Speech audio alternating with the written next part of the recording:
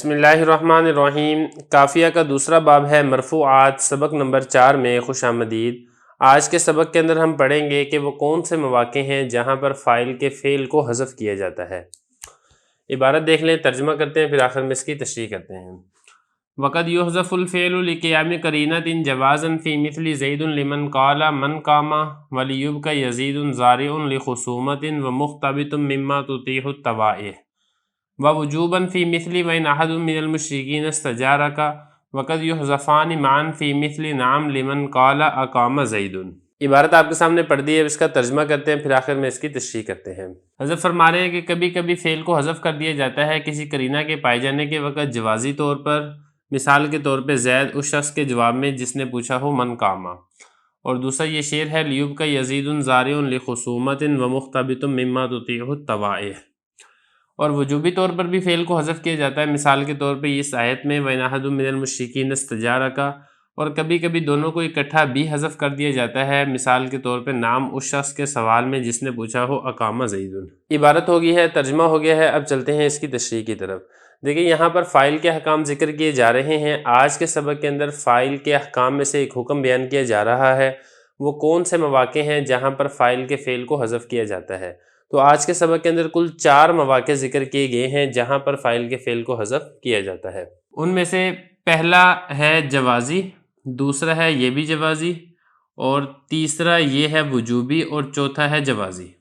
تو گویا کہ کل 4 مقامات ہیں جہاں پر فاعل کے فعل کو حذف کیا جاتا ہے۔ ان 4 مقامات میں سے 3 مقامات جوازی ہیں، مطلب حذف کرنا جائز ہے، واجب نہیں ہے، اور ایک مقام وجوبی ہے جہاں پر فاعل کے فعل کو حذف کرنا یہ واجب ہے۔ اچھا، کتاب کی ترتیب یہ ہے کہ پہلے حضرت نے جوازی صورت ذکر کی، پھر دوسرے نمبر پر بھی جوازی صورت ذکر کی، پھر تیسرے نمبر پر وجوبی صورت ذکر کی، چوتھے نمبر پر پھر جوازی صورت ذکر کی۔ اب بات کر لیتے ہیں ایک ایک کر کے کون کون سی صورتیں ہیں جہاں پر فاعل کے فعل کو حذف کیا جاتا ہے۔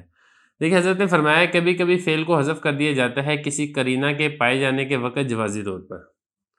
اب یہاں پر سوال یہ پیدا ہوتا ہے کہ قرینہ کسے کہتے ہیں کہ جس کے پائے جانے کے وقت جوازی طور پر فاعل کا فعل یہ حذف ہو جاتا ہے۔ دیکھیں قرینہ کہتے ہیں الامر الدال علی تعیین الشیء، یعنی کوئی ایسا کام جو کہ کسی چیز کے متعین کرنے کے اوپر دلالت کرے، یا کوئی ایسی بات جو کسی چیز کی تعیین کے اوپر دلالت کرے، اس کو قرینہ کہا جاتا ہے۔ مطلب کوئی علامت پائی جائے گی جو ہمیں یہ بتا رہی ہوگی کہ یہاں پر فاعل کا فعل حذف ہو چکا ہے۔ پھر اس قرینہ کی 2 قسمیں ہوتی ہیں، ایک ہوتا ہے قرینہ مقالیہ، دوسرا ہوتا ہے قرینہ حالیہ۔ قرینہ مقالیہ کہتے ہیں کہ متکلم کا کلام یا مخاطب کا کلام دلالت کر رہا ہوتا ہے کہ یہاں پر فاعل کا فعل حذف ہے، اور حالیہ کہتے ہیں کہ جس میں متکلم کی یا مخاطب کی حالت یہ دلالت کر رہی ہوتی ہے کہ یہاں پر فاعل کا فعل حذف کیا گیا ہے۔ تو خلاصہ یہ ہے کہ قرینے کی 2 قسمیں ہیں، ایک ہے مقالیہ اور دوسرا ہے حالیہ۔ پھر آپ یہاں پر یہ بھی سمجھ لیں کہ بعض اوقات قرینہ یہ سوال بھی ہوتا ہے، یعنی جو مقالیہ ہے نا، جس کا تعلق قول کے ساتھ ہوتا ہے، بات ہوتی ہے، وہ بعض اوقات وہ سائل کا سوال بھی ہوتا ہے۔ تو سوال کے اندر جب پورا جملہ ہوتا ہے تو یہ دلالت کر رہا ہوتا ہے کہ جو جواب ہے وہ چونکہ سوال کے مطابق ہوتا ہے، تو لہذا جواب کے اندر بھی پورا جملہ ہوگا، فعل بھی ہوگا، فاعل بھی ہوگا۔ اکیلا جو فاعل ہے وہ تو آ ہی نہیں سکتا فعل کے بغیر، تو ہم یہ نہیں کہہ سکتے کہ جو سوال ہے اس میں تو پورا جملہ ہے، لیکن جو جواب ہے اس کے اندر اکیلا اسم جواب واقع ہو رہا ہے، ایسا نہیں ہے۔ تو خلاصہ یہ ہے کہ یہ جو قرینہ مقالیہ ہے کبھی کبھی سائل کے سوال کی صورت کے اندر ہوتا ہے۔ پھر اس میں 2 صورتیں اور ہیں کہ یہ جو سوال کی صورت میں قرینہ ہوتا ہے یا تو مذکور ہوتا ہے یا پھر محذوف ہوتا ہے۔ مذکور کا مطلب ذکر کیا جاتا ہے، اور محذوف کا مطلب عبارت کے اندر تو موجود نہیں ہوتا ہے لیکن کچھ نہ کچھ وہاں پہ علامات پائی جاتی ہیں کہ یہاں پر سائل کا سوال موجود ہے۔ جب سائل کا سوال موجود ہے تو پھر سوال کے اندر اگر فعل ہے تو پھر جواب کے اندر بھی فعل آئے گا۔ تو 2 صورتیں ذکر کریں گے۔ پہلی صورت وہ ذکر کریں گے کہ جب سائل کا جو سوال ہے وہ موجود ہوتا ہے۔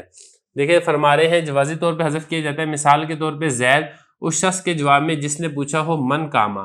اب یہ دیکھیں جو سائل ہے اس نے سوال کیا من کاما، اب سوال کے اندر فعل موجود ہے، جب آپ نے اس کے جواب میں زید کہا تو لازمی بات ہے کہ جواب کے اندر صرف اسم نہیں آ سکتا، تو یہاں پر فعل موجود لازمی طور پر ہوگا۔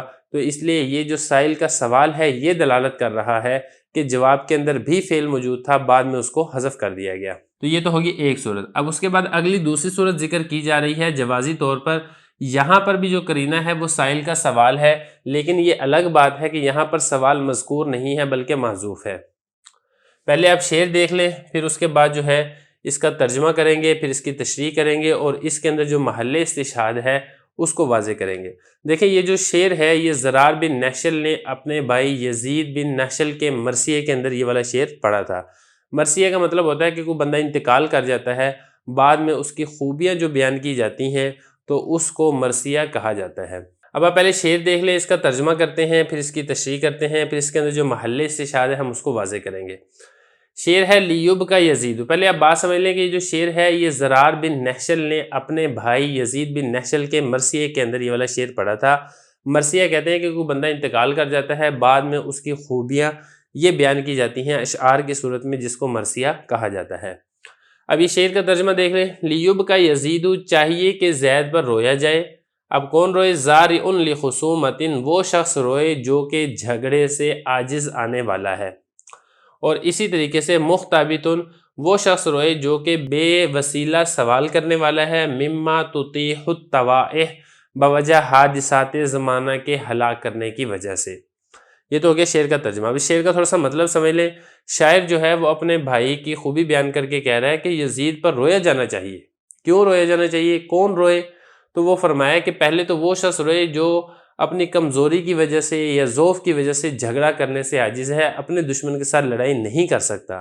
تو اگر یزید زندہ ہوتا تو پھر وہ اس کی جگہ پر لڑ لیتا، تو اس کو جو اب پریشانی کا سامنا پیش آ رہا ہے لڑائی کرنے میں، اس کو پھر یہ پریشانی کا سامنا نہ کرنا پڑتا۔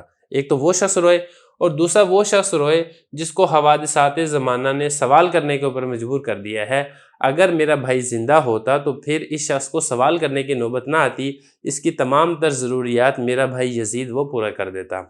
یہ تو ہو گیا شعر، اس کا ترجمہ اور اس کی تشریح۔ اب اس میں بات کر لیتے ہیں محل استشہاد کی۔ محل استشہاد ہے زارع۔ اب یہاں پر یہ بھی سمجھ لیں کہ محل استشہاد کیا ہوتا ہے۔ استشہاد کا مطلب ہوتا ہے گواہی طلب کرنا۔ مطلب آپ نے کوئی ایک مسئلہ بیان کر دیا ہے، پھر آپ شعر کے جس حصے سے اس مسئلے پر گواہی طلب کرتے ہیں اس کو محل استشہاد کہتے ہیں۔ ہم نے اوپر مسئلہ یہ بیان کیا کہ فعل کو حذف کیا جاتا ہے جوازی طور پر۔ اب یہ مسئلہ بیان کر دیا، اب اس کے اوپر دلیل کے طور پر یہ جو شعر پیش کیا، اور اس شعر کا یہ والا حصہ ہے جہاں سے ہم اپنے مسئلے کے اوپر دلیل بنا رہے ہیں، تو اس کو محل استشہاد کہا جائے گا۔ اب یہاں پر دیکھیں یہ جو زارع ہے یہ فاعل ہے فعل محذوف کا۔ فعل محذوف کیا ہے؟ یبکی علیہ۔ اب یہ دیکھیں جو فعل ہے یہاں پر یبکی محذوف ہے۔ اب اس فعل محذوف پر کیا چیز دلالت کر رہی ہے؟ تو دیکھیں فعل محذوف پر جو قرینہ دلالت کر رہا ہے وہ سوال ہے جو کہ یہاں پر مقدر ہے، چھپا ہوا ہے۔ اب کیسے مقدر ہے؟ دیکھیں جب شروع میں کہا نا لیوب کا یزید، چاہیے کہ زید پر رویا جائے، تو یہاں پر اب ایک سوال پیدا ہوا، میں یبکی علیہ، کہ زید پر کون روئے گا؟ تو جب یہ سوال پیدا ہوا تو پھر اس کے جواب میں کہا گیا زارع، کہ وہ شخص روئے جو کہ لڑائی کرنے سے عاجز آ چکا ہے۔ تو دیکھیں سوال کے اندر ہے نا یبکی، جب سوال میں یبکی فعل موجود ہے تو اس کے جواب کے اندر بھی لازمی طور پر فعل موجود ہوگا، تو لہذا ہم یہ کہیں گے کہ یہ جو زارع ہے یہ فاعل ہے یبکی فعل محذوف کا۔ تو یہ تو ہو گیا ہمارا محل استشہاد اور ہماری دلیل۔ تو یہاں پر بھی فعل کو حذف کرنا یہ جائز ہے، یہ اس کا دوسرا مقام ہے۔ پہلا مقام اوپر پڑھ لیا من کاما، دوسرا یہ شعر والا مقام پڑھ لیا۔ اب ایک چیز اور یہاں پر سمجھنے کی ہے، وہ یہ ہے کہ شعر کی ترکیب کیسے کی جائے گی، وہ بھی کر لیتے ہیں۔ لیوب کا یہ فعل مجہول ہے، یزید اس کا نائب فاعل ہے، فعل مجہول اپنے نائب فاعل سے مل کر جملہ فعلیہ انشائیہ ہوا۔ اب آگے دیکھیں یہ جو زارع ہے یہ معطوف علیہ ہے، اور مختبط مما تطیح الطوائح، یہ پورا جملہ ہو کر یہ اس کے اوپر معطوف ہے، معطوف علیہ معطوف مل کر یہ یبکی کا فاعل بن رہا ہے۔ اب اس کو کر لیتے ہیں مزید بھی۔ لام حرف جر خصومہ مجرور جار مجرور مل کر یہ زارع شبہ فعل کے متعلق ہوگا۔ شبہ فعل اس میں ہوا ضمیر ہوگا اس کا فاعل۔ شبہ فعل اپنے فاعل سے مل کر جملہ ہو کر معطوف علیہ، واو حرف عطف۔ مختبط یہ بھی شبہ فعل ہے کیونکہ اسم فاعل ہے، اس میں ہوا ضمیر اس کا فاعل ہے۔ من حرف جر ہے، اور میم الف ما اسم موصول ہے۔ تطیح فعل ہے، طوائع اس کا فاعل ہے۔ فعل اپنے فاعل سے مل کر میم الف ما موصول کا صلہ، موصول اپنے صلہ سے مل کر من جار کا مجرور، جار مجرور مل کر یہ مختبط شبہ فعل کے متعلق ہوگا۔ شبہ فعل اپنے فاعل ہوا اور متعلق سے مل کر جملہ ہو کر پھر اس کا عطف ہوگا زارع کے اوپر، تو زارع معطوف علیہ اپنے معطوف سے مل کر یہ یبکی کا فاعل واقع ہوگا۔ اور جبکہ فعل اپنے فاعل سے مل کر جملہ فعلیہ خبریہ ہوگا۔ تو یہ دوسری مقام جو ہے یہاں تک یہ مکمل ہو چکا ہے۔ دیکھیں اب یہاں سے ووجوباً فی مثلی وَإِنْ أَحَدٌ مِّنَ الْمُشْرِكِينَ اسْتَجَارَكَ، یہاں سے تیسرا وہ والا مقام بیان کیا جا رہا ہے جہاں پر فاعل کے فعل کو حذف کرنا یہ واجب ہے۔ تو اس مقام سے کون سا مقام مراد ہے؟ تو دیکھیں اس سے ہر وہ مقام مراد ہے جہاں پر کسی فعل کو جوازی طور پر حذف کیا جائے اور اس کو جوازی طور پر حذف کرنے کی وجہ سے کلام میں ایک ابہام پیدا ہو جائے، پھر اس ابہام کو دور کرنے کے لیے کسی فعل کو بطور تفسیر کے لایا جائے۔ اب جب فعل کو بطور تفسیر کے آپ لے آئے ہیں تو جو پہلا فعل آپ نے جوازی طور پر حذف کیا تھا، اب وہ مفسر اور تفسیر کے آنے کے بعد اس کا حذف یہ وجوبی ہو جائے گا، اس کو ذکر کرنا یہ جائز نہیں ہوگا، کیونکہ مفسر اور مفسر کو جمع کرنا یہ جائز نہیں ہے۔ اب یہ اس کو بھی سمجھ لیں تھوڑا سا، مفسر کہتے ہیں جس کی تفسیر کی جائے، اور مفسر اور تفسیر یہ دونوں ایک ہی چیز کے دو نام ہیں، یعنی وضاحت کرنے والی۔ اب یہاں پہ دیکھیں جو آیت ہے نا وَإِنْ أَحَدٌ مِّنَ الْمُشْرِكِينَ اسْتَجَارَكَ، یہ حرف شرط ہے، اس کے بعد جو ہے نا استجارہ، یہ استجارہ فعل محذوف ہے، یہ فعل پہلے حذف ہو گیا، پھر اس فعل کو حذف کرنے کی وجہ سے اس آیت کے اندر ایک ابہام پیدا ہو گیا، اس ابہام کو دور کرنے کے لیے اس آیت کے اندر یہ استجارہ فعل کو لایا گیا، تو یہ فعل مذکور ہے اور یہ فعل محذوف ہے۔ اب یہ فعل محذوف پہلے تو اس کو حذف کرنا جائز تھا، لیکن جب اس کی تفسیر آ گئی ہے استجارہ، تو اب اس کا جو حذف تھا یہ وجوبی ہو جائے گا، اب اس کو ذکر کرنا یہ جائز نہیں ہے۔ وجہ کیا ہے؟ وجہ یہ ہے کہ جو مفسر اور مفسر ہے ان دونوں کو جمع کرنا یہ جائز نہیں ہوتا ہے۔ تو جب یہاں پہ اس کی تفسیر آ چکی ہے، مفسر آ چکا ہے، تو پھر مفسر کو ذکر کرنا یہ جائز نہیں ہے۔ دوسری وجہ یہاں پر ایک اور بھی ہے کہ یہاں پہ فعل محذوف ہے، وہ یہ ہے کہ ان حرف شرط اسم پر داخل نہیں ہوتا، فعل پر داخل ہوتا ہے، اور یہاں پہ ان حرف شرط آپ کو احد اسم کے اوپر داخل ہوا نظر آ رہا ہے، تو اس سے بھی یہ والی بات واضح ہوتی ہے کہ یہاں پر فعل محذوف ہے۔ تو یہ وجوبی صورت ہے جہاں پر فاعل کے فعل کو حذف کرنا یہ واجب ہے۔ تو یہ فرمایا کہ وجوبی طور پر، مثال کے طور پر وَإِنْ أَحَدٌ مِّنَ الْمُشْرِكِينَ اسْتَجَارَكَ، اگر مشرکین میں سے کوئی ایک تم سے پناہ طلب کرے تو تم اس کو پناہ دے دو۔ تو تین صورتیں ہم نے پڑھ لی ہیں، جن میں ہم نے دو صورتیں پڑھی تھی جہاں پر فاعل کے فعل کو حذف کرنا یہ جائز تھا، اور تیسری صورت ہم نے وہ پڑھی ہے کہ جہاں پر فاعل کے فعل کو حذف کرنا یہ واجب ہے۔ اب چوتھی صورت دیکھ لیں، وَقَدْ يُحْذَفَانِ مَعًا، دیکھیں یہ جو چوتھی صورت ہے یہ بھی جوازی صورت ہے، اور یہ صورت یہ ہے کہ یہاں پر فاعل کا فعل حذف ہوتا ہے، بالکل اسی طرح فعل کے ساتھ ساتھ فاعل کو بھی حذف کر دیا جاتا ہے۔ اب یہ کون سی جگہ ہے؟ دیکھیں ہر وہ سوال جس کا جواب ایجاب یا نفی کی صورت میں آتا ہو تو وہاں پر فاعل اور فعل دونوں کو حذف کرنا یہ جائز ہوتا ہے۔ اب مثال کے طور پہ کوئی شخص آپ سے پوچھتا ہے اقام زیدن، کیا زید کھڑا ہے؟ تو آپ اس کے جواب کے اندر ایجاب یعنی اس بات بھی لا سکتے ہیں نعم، اور آپ اس کے جواب کے اندر نفی بھی لا سکتے ہیں لا۔ تو دیکھیں جواب آپ اس بات یا نفی کے ساتھ دے سکتے ہیں، تو ہر ایسی جگہ پر فاعل کے فعل کو حذف کرنا جائز ہے، اور اسی کے ساتھ ساتھ فاعل کو بھی حذف کیا جا سکتا ہے۔